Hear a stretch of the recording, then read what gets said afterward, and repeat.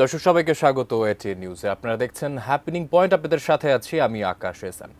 দর্শক, প্রায় প্রতিদিন ঠিক এই সময় আমরা হাজির হয়ে যাই হ্যাপেনিং পয়েন্ট নিয়ে। আমরা নতুন কোনো বিষয় নিয়ে আলোচনা করি এবং আমাদের সাথে যুক্ত হন একজন অতিথি। ঠিক আজকেও আমাদের সাথে যুক্ত হয়েছেন একজন অতিথি। চলুন পরিচয় করে দিই। আমাদের সাথে আজকে স্টুডিওতে আছেন আতিকুর রহমান, সভাপতি Bangladesh America chamber of commerce. Sir, আপনাকে স্বাগত জানাচ্ছি আমাদের স্টুডিওতে। Thank you very much for having me to your studio. দর্শক, আজকে আমাদের বিষয় বাংলাদেশ আমেরিকা বাণিজ্য সম্পর্ক। দীর্ঘদিন একটি খুব সুদৃঢ় এবং শক্তপোক্ত বাণিজ্য সম্পর্ক বাংলাদেশ এবং আমেরিকার সাথে। এই বিষয় নিয়ে আসলে বলার কিছু নেই। আমরা অনেক পণ্য রপ্তানি করে থাকি এবং আমদানিও করে থাকি। বাংলাদেশ আমেরিকার সম্পর্ক দিনকে দিন আমরা কিভাবে বাড়িয়ে নিতে পারি এবং এই বাণিজ্য সম্পর্কে কোন বাধাগুলো অতিক্রম করে আরও সুন্দর ভবিষ্যতের দিকে আমরা এগিয়ে যাব, সেই বিষয়গুলো নিয়ে আজকে আমরা কথা বলবো আমাদের আজকে আগত অতিথির সাথে।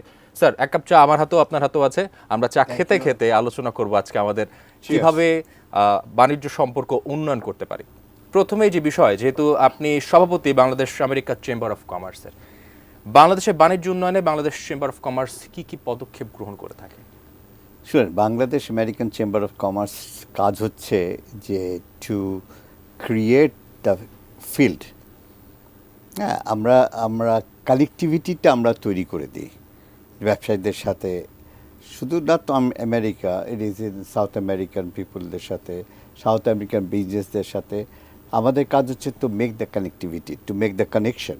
একদম। Then because you have the product, so you don't know where to go, so How you to come sell. To our platform. আমাদের কাছে আসলে আমরা তখন করি কি, আপনার এই প্রোডাকশন নিয়ে আমরা বিভিন্ন বায়ার্সদের কাছে এটাকে পরিচয় ঘটিয়ে দিই। একদম। এবং তাদের সেই সঠিক দিক নির্দেশনাটা আপনারা দিয়ে থাকেন জি বলতে পারেন। জি। খুব জানতে পেলাম আপনার কাছে বিষয়টি। আমি যদি একটু আপনার ব্যক্তি জীবনে আসতে চাই, বিষয়টি হচ্ছে, আমরা জানি আমেরিকাতে আপনি life time achievement presidential gold medal সম্মাননা অর্জন করেছেন। এই অর্জন বাংলাদেশের জন্য অবশ্যই নির্দ্বিধায় সম্মানের। এই সম্মাননা আপনার কোন অবদানের জন্য আপনি পেয়েছেন এবং একটু যদি আমাদের বিস্তারিত জানাতেন। Thank you very much.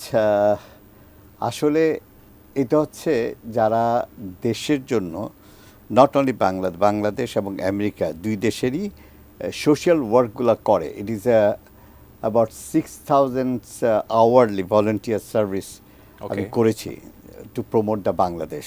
ওকে। এটা গভর্নমেন্ট সেক্টরে হোক, প্রাইভেট সেক্টরই হোক, আপনার হিউম্যানিটেরিয়ান সেক্টরে হোক, এই কাজ করলে তখন ওরা একটা রিপোর্ট তৈরি করে।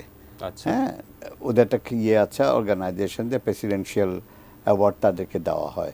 তখন তারা এটা প্রপোজ করার পরে তখন তার ক্রাইটেরিয়াগুলো দেখে তখন বছরে একবার এই অ্যাওয়ার্ডটা দেওয়া এই হয়, সম্মানটা দেওয়া হয়। এই সম্মান। আমরাও আপনার সাথে অবশ্যই ব্যাপারটা আনন্দিত এবং সম্মানিত। আমি যদি আরেকটি বিষয় জানতে পেরেছি, আসলে ফেরসি আপনি সেখানকার আসলে বাংলাদেশ থেকে কান্ট্রি রিপ্রেজেন্ট করেছেন আমাদের, তো এই ব্যাপার নিয়ে একটু বিস্তারিত জানাবেন আমাদের। FITCE is a very big platform, খুবই বড় একটা platform, Florida International Trade and Cultural Expo. But unfortunately আমাকে এখন একটু নেগেটিভ দিকে বলতে হয়। আমাদের যে দূতাবাসগুলো আছে এবং বাংলাদেশ গভর্নমেন্ট যেই কাজগুলো করছে, আমাদের উচিত যে আরও বেশি পলিসি মেকিংয়ে যাওয়া উচিত, কিন্তু আমরা সেই হিসাবে কাজ করি না। আচ্ছা। হ্যাঁ, যেটা আমরা তো প্রাইভেট সেক্টরে, chamber is a private sector, not policy making sector. একদমই না। হ্যাঁ, তো এটা কাজ হচ্ছে যে বাংলাদেশ যা দূতাবাসগুলো আছে তারা যে ওখানে পলিসি মিটিংগুলো হয়, মিটিংগুলোকে অ্যাটেন্ড করা, যার জন্য আমি প্রথম থেকেই ওদেরকে বলে আসছি যে তোমরা এসব জায়গায় যাও, এসব ক্ষেত্রে কাজ। যেমন 4টা দেশের প্রেসিডেন্ট এসছে, হ্যাঁ, এখন যদি বাংলাদেশ গভর্নমেন্ট থেকে কোনো ডেলিগেশন যেত তাহলে তাদের সাথে পলিসি মেকিং সেক্টরে কেউ যদি উপস্থিত কাজ থাকতো। হতো। কারণ আমাদের এখানে নতুন নতুন সেক্টরগুলো আবিষ্কার হয় এবং সেই সেক্টরে Bangladesh is a fur develop country, কিন্তু আনফর্চুনেটলি ওই সব ল্যাকিংগুলো থেকে যায়। হ্যাঁ, ওই সব ল্যাকিং কাজ করার জন্য আমাদেরকে আরও বেশি, যদি আমরা উদ্বুদ্ধ হই তাহলে আমাদের অর্থনীতির ক্ষেত্রে বা ইয়াং জেনারেশন যারা ব্যবসা করতে যাচ্ছে তাদের ক্ষেত্রে সুবিধা হয় এবং তারা আরও বেশি করে ইনভেস্ট করতে পারে এখানে। এই ক্ষেত্রে আসলে বড় বাধা কোনটি বলে আপনি মনে করছেন? আসলে কেন তারা উদ্যোগী হচ্ছে না এই বিষয়গুলোর প্রতি? It's a lack of connectivity, কানেকশনের অভাব এবং কিছুটা আমাদের মানে এমবেসি যে যারা আছেন এখানে, হ্যাঁ, তারা হয়তো সেরকম অ্যাক্টিভ না। আচ্ছা, যা কমার্স ডিপার্টমেন্ট বা যেসব ডিপার্টমেন্ট আছে তাদেরকে আরও বেশি অ্যাক্টিভ হতে হবে, এবং আরও বেশি যদি অ্যাক্টিভ হয় তাহলে আমাদের অর্থনীতির দিকে আরও ডেভেলপ হবে। নির্দিষ্ট কিছু বিষয়ের উপরে তারা আসলে হয়তো বা ফোকাসড, জি। দূরদর্শী চিন্তা ভাবনা করছেন জি। না। আশা করি আমাদের এই অনুষ্ঠানটা দেখে হয়তো বা তারা হয়তো বিষয়গুলো অবশ্যই Keep hope alive. আমলে নিয়ে নেবে অবশ্যই। আমি একটু ব্যবসা বাণিজ্যের দিকে আসলে যেতে চাই। বাংলাদেশের সাথে আসলে বড় একটি সম্পর্ক, বাণিজ্যের সম্পর্ক আমেরিকার, এবং সেক্ষেত্রে গার্মেন্টসটা খুবই গুরুত্বপূর্ণ ভূমিকা রাখছে আমরা জানি।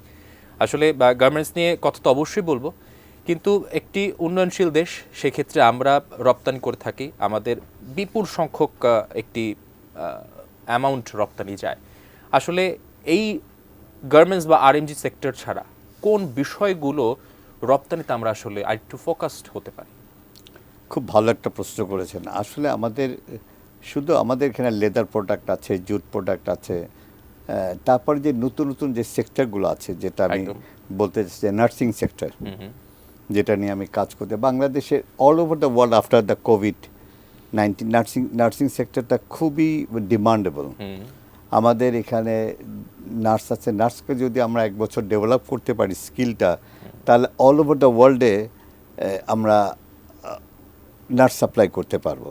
আচ্ছা, এটা একটা বিরাট বিরাট ক্ষেত্র, এবং আমি এটা নিয়ে এবার কাজ করছি এই সরকারের সাথে, যদি how to develop the nursing skill এইটা, এবং মেডিকেল সেক্টরে যেটা আছে, যেটা আমরা ওই সেক্টরে আমাদের বিভিন্ন ইয়েগুলো আছে মেডিকেল সেক্টর তৈরি করা, তারপর আইটি সেক্টরে অনেক কাজ হচ্ছে, ওগুলাকে আমরা ডেভেলপ করতে পারি। হ্যাঁ, তার লেদার প্রোডাক্টগুলো আছে, তারপরে আপনার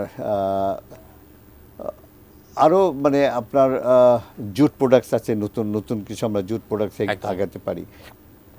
তো এইসব করলে আমার মনে হয় যে উই ক্যান অর্থনীতিতে আমরা একটা ভালো একটা অবদান রাখবে আশা করি। আসলে অনেকগুলো পণ্যের কথাই বললেন, যেমন আবার আইটি সেক্টরের কথা বললেন এবং নার্সদের কথা বললেন। আসলে যেমন এই যে সোনালী আঁশ, খ্যাত পাট, ওখানেও অনেক পপুলার বিষয়টি, কিন্তু আসলে কোন বিষয়গুলো আসলে অন্তরায়, এগুলোর প্রতি কেন নীতি নির্ধারক যারা আছেন তারা নজর দিচ্ছেন না বলে মনে করেন? খুব ভালো কোশ্চেন। আসলে আপনার এই মুহূর্তে আপনি তো জানেন আমাদের স্টুডেন্ট রেভলিউশনের মধ্যে we are the very new Bangladesh. একদম। আমাদের সবচেয়ে প্রথম চিন্তা করতে হবে উই লাভ আওয়ার কান্ট্রি। একদম। আপনি যদি দেশকে ভালোবাসেন তাহলে আপনি দেশের অর্থনীতিতে আপনি উন্নতি করতে পারবেন। I am out of the party politics. Party একদম। পলিটিক্সে না গিয়ে ফার্স্ট আমাদের যারা বিদেশি আমরা আছি, আমাদের উচিত দেশ ইজ নাম্বার 1, একদম। Then number 2 is a party, party. party is after that. So, কিন্তু unfortunately, what we are doing, we are love more to our party than our country. Country. হ্যাঁ, দেখেন আপনি যদি আসেন যে কিউবান অথবা হেশিয়ান অথবা ইন্ডিয়ানতে আসেন, বেশি দূর যাওয়ার দরকার না, আপনি ইন্ডিয়াতে আসেন। ইন্ডিয়াতে অনেকগুলো পার্টি আছে, আমাদের দেশের থেকেও বেশি পার্টি বেশি। ওদের। হ্যাঁ, কিন্তু তারা যখনই কোনো কাজ করে, তারা কিন্তু কে বিজেপি আর কে কংগ্রেস এটা নিয়ে কাজ করে না, কিন্তু আমরা এটা করি। একজন যদি অন্য দলের থাকে, আরেকটা দল দিয়ে তাকে কীভাবে নামাবে সেই চেষ্টা করে, বিভিন্ন কংগ্রেস বিভিন্ন সিনেটের কাছে গিয়ে দেশের বদনাম করে। দেশে এটা তো পার্টির বদনাম না, এটা তো দেশের বদনাম হয়ে যাচ্ছে। জি। সো এই জিনিসগুলো থেকে আমরা যদি দূরে থাকি, এই জিনিসগুলো থেকে আমরা যদি বেরোতে পারি, আমাদের অর্থনীতি আরও ডেভেলপ করবে।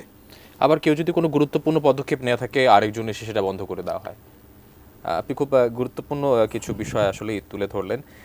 আমরা যেটা আবার দেখতে পাচ্ছি, আসলে খুব সামনে যদি দেখি, আসলে নতুন সরকার আসছে, সেক্ষেত্রে কি আমাদের ব্যবসা বাণিজ্যের ক্ষেত্রে কোনো নতুন দ্বার উন্মোচন হতে যাচ্ছে? যেমন ডোনাল্ড ট্রাম্প সামনের বছরই ক্ষমতা আসতে যাচ্ছে, সেক্ষেত্রে ডোনাল্ড কোনো ট্রাম্প পরিবর্তন আসতে পারে বাণিজ্যে? ইজ এ বিজনেসম্যান, হ্যাঁ, he is a totally business people. এবং পলিসি যেটা আমি আগেও বলেছি, এখনও বলছি, policy is doing by something else. আচ্ছা। পলিসি তৈরি হয় আরেক কংগ্রেস অথবা সিনেটে, রাইট? এখানে প্রেসিডেন্ট কোনো পলিসি মেক করতে পারে না। তো আমাদের উচিত এখন থেকে এমবেসিগুলোকে আরও ডেভেলপ করা। কিন্তু আমরা দেখে আসছি আজকে বিভিন্ন ইয়ে থেকে আমাদের ওই party politics in the embassy, we have to get out from there. একদম। যদি আমরা এখান থেকে বের হয়ে যেতে পারি তাহলে দেশের উন্নতি হবে। আপনি জানেন যে the professor Yunus, he is one of the finest man all over the ওয়ার্ল্ডে, তার একটা চাহিদা আছে। হ্যাঁ, we can use him and to আমরা এই ডেভেলপ বিষয়টাই আপনার কাছে আসবো, খুব গুরুত্বপূর্ণ বিষয় আপনি তুলে ধরেছেন একটি বিরতির পরে। দর্শক, আপনারা দেখছেন হ্যাপেনিং পয়েন্ট। সময় হলো একটি বিরতির, ফিরছি বিরতির পর, সাথেই থাকুন।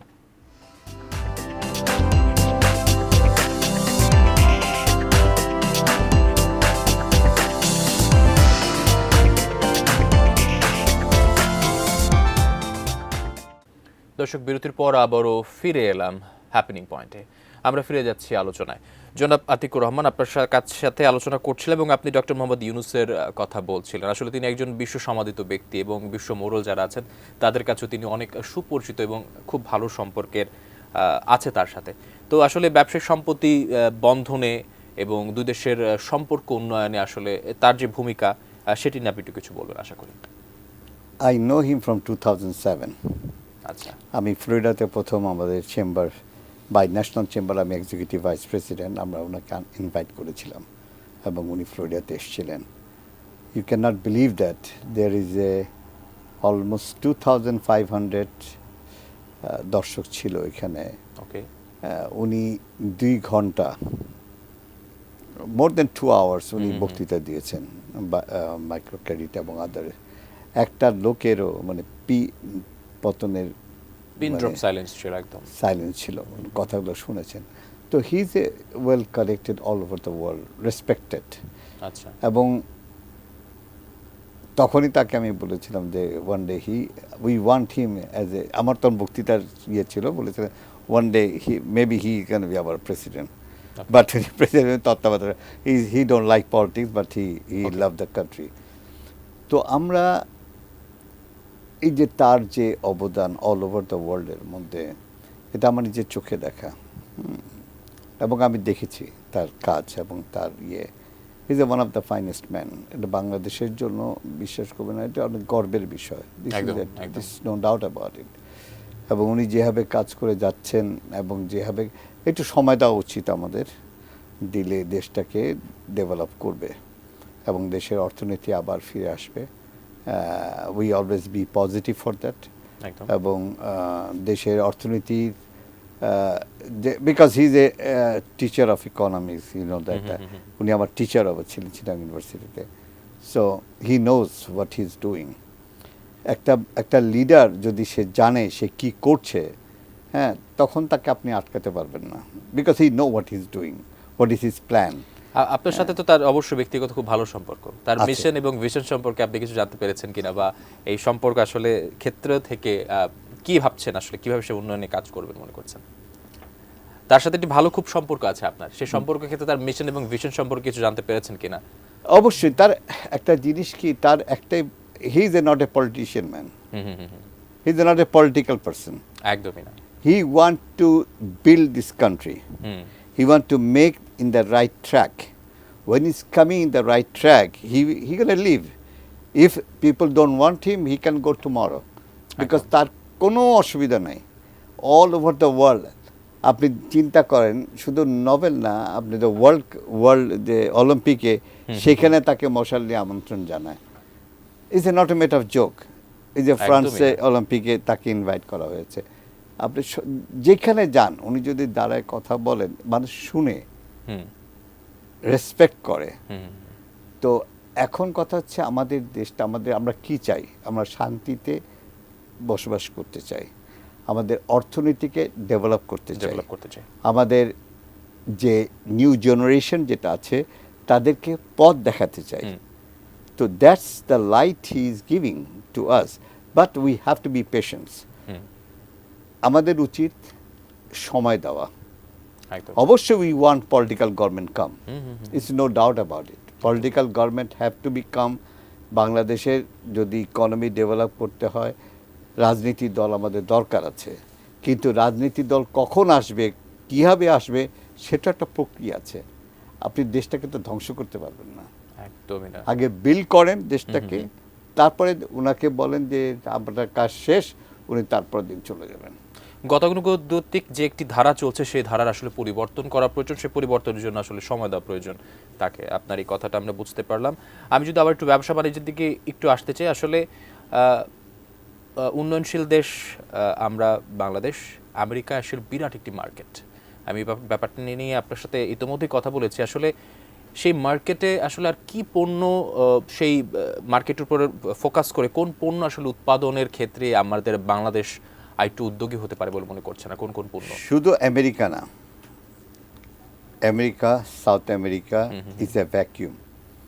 চায়না থেকে মাল যাচ্ছে, আপনি জানেন যে ইয়ের সাথে, বাইডেনের সাথে চায়নার সম্পর্ক ভালো না, বা চাইনিজ যে পণ্যগুলা। আমাদের এখন উচিত কি জানেন, আমাদের উচিত হচ্ছে যে বাংলাদেশের এমবেসিগুলাকে, আমি বারবার এই কথাটা বলতে যাচ্ছি যে যার ইকোনমিক সেক্টর যেটা আছে, যে যে ইকোনমি উইংসগুলা, এদেরকে আরও সচেতন হতে হবে, আরও অ্যাক্টিভ হতে হবে, এবং বিভিন্ন জায়গায় তাদেরকে আরও যোগাযোগ করতে হবে। আমরা যারা চেম্বার আছি, we can make the more, এই যে বড় বড় যে এই প্রোগ্রামগুলো হয়, এক্সপোগুলো হয়, এখানে বাংলাদেশের যারা ব্যবসায়ী তাদেরকে পার্টিসিপেট করা উচিত এবং তাদের পণ্যকে মার্কেট করা উচিত। সাউথ আমেরিকাও সেরকম।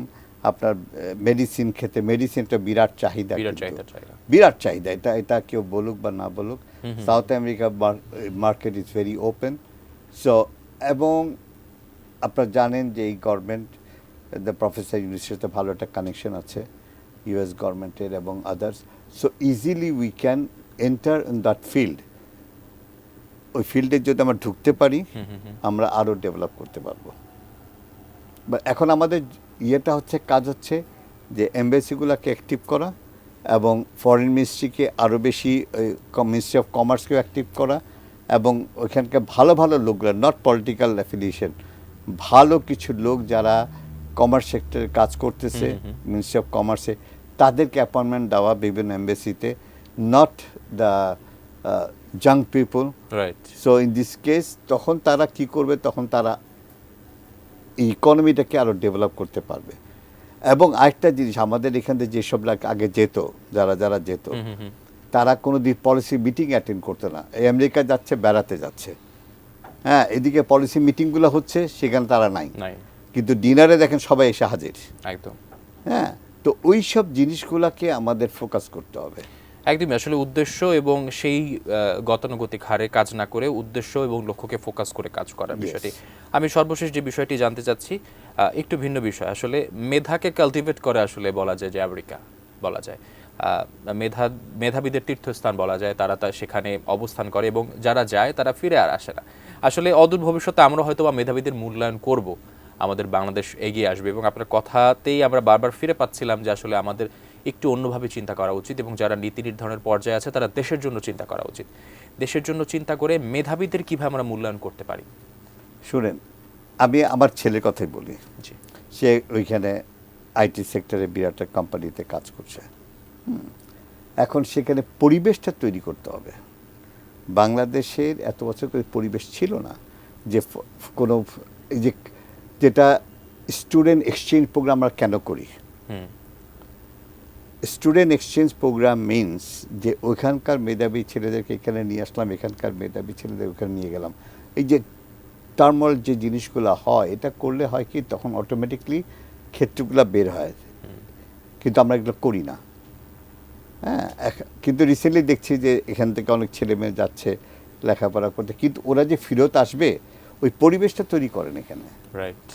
পরিবেশ তৈরি না করলে তো তারা ফেরত আসবে না। তা আসলে তাহলে আপনার কথাতে বুঝে গেলাম আসলে সেই মেধাবীদের যে যোগ্য স্থান, সেই যোগ্য স্থানটাও তৈরি করতে হবে। কাজের পরিধিটা আসলে আরো ব্যাপ্তি করা উচিত। আপনাদের এখানে আগে ছিল বাংলাদেশের জাতীয় খাদ্য বলতে ঘুষ ছাড়া আপনাদের কোনো কিছু করা যেত না। তো একটা মেধাবী স্টুডেন্ট বা মেধাবী একটা জায়গায় যাবে, সে কি ঘুষ প্রথা বিশ্বাস করবে? একদমই না। সো ওইখান থেকে হয়তো বের হয়ে আসছে, রাইট? একদম। তো এখন দেখবেন আস্তে আস্তে আরো আরো ক্ষেত্র তৈরি করেন, ওরা আসবে, ওরা কাজ করবে এখানে। অবশ্যই। আমি যদি আমেরিকায় গিয়ে যদি ডেভেলপ করতে পারি আমাকে, তো আমি আমার দেশে কেন করতে পারবো না? অবশ্যই আমাদের দেশে যারা নীতি নির্ধারণী পর্যায়ে আছেন এবং যারা চিন্তা করছেন বাংলাদেশকে সুন্দরভাবে সাজানোর জন্য, তারা এই বিষয়গুলোর উপরে ফোকাস করবেন। অসংখ্য ধন্যবাদ আপনার এই উপস্থিতি এবং সুন্দর কিছু মতামত আমাদের সাথে শেয়ার করার থ্যাংক জন্য। You very much for having me here. এবং শুধু আপনাকে না, এবং এটিএন নিউজ প্রত্যেকটা কর্মচারী এবং যারা আছেন, দর্শক এটা সবাইকেই। সবাইকে, দর্শক সবাইকে আবার অন্তরস্থ থেকে ধন্যবাদ। আবারও ধন্যবাদ। দর্শক, আপনারা দেখছিলেন হ্যাপেনিং পয়েন্ট। আমাদের আজকের বিষয় ছিল বাংলাদেশ আমেরিকার বাণিজ্য সম্পর্ক। উপস্থিত ছিলেন আতিকুর রহমান, সভাপতি Bangladesh America chamber of commerce. এতক্ষণ সাথে থাকার জন্য ধন্যবাদ। আগামীকাল আবারও দেখা হবে। ধন্যবাদ সবাইকে।